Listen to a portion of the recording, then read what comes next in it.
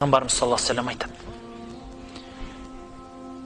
Аллах табарака ва таала Жабриилге айтады екен: "Ей Жабриил, мен мына бір адамды жақсы көріп қалдым. Сен де жақсы көр" дейді екен.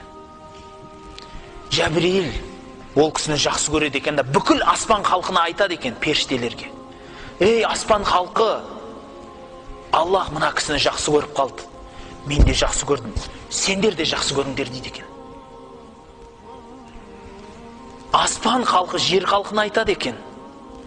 Қалай жеткізетінін білмеймін, хадисте солай айтылған, бауырлар.